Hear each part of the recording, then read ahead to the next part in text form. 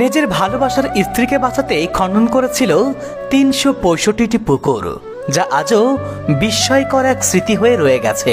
ভালোবাসার মানুষটাকে বাঁচানোর জন্য পুরো একটা গ্রামকে পুকুরে পরিণত করেছে এক নিঃস্বার্থ প্রেমিক। বর্তমান যুগে যেখানে ঠুনকোর কারণে একজন আরেকজনকে ছেড়ে চলে যায়, সেখানে একজন প্রেমিক দেখিয়ে দিল ভালোবাসার মানুষটাকে কিভাবে আগলে রাখতে হয়। তাই তো যুগের পর যুগ ধরে কালের সাক্ষী হয়ে রয়ে গেছে ভালোবাসার এই নিদর্শন ৩৬৫টি পুকুর।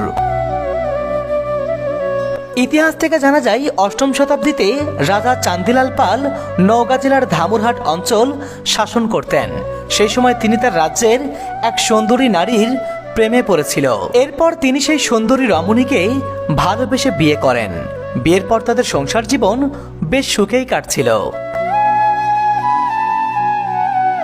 কিন্তু হঠাৎ করে রানী এক কঠিন রোগে আক্রান্ত হয়।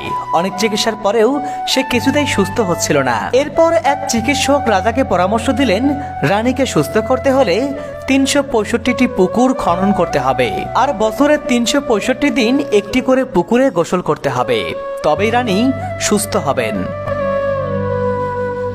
তাই রানীকে সুস্থ করতে চিকিৎসকের কথা মতো রাজা ৩৬৫টি পুকুর খনন করায়, আর প্রত্যেকটি পুকুরে একদিন করে মোট ৩৬৫ দিন গোসল সম্পূর্ণ করার পর রানী রোগ থেকে মুক্তি পায়। তারপর থেকে রানীর প্রতি রাজার এই ভালোবাসার কথা পুরো রাজ্যে ছড়িয়ে পড়ে। আজকে সেই রাজা নেই, রানী নেই, নেই তাদের রাজত্ব, কিন্তু রানীর প্রতি রাজার সেই অগাধ ভালোবাসার স্মৃতিস্বরূপ পুকুরগুলো আজও রয়ে গেছে।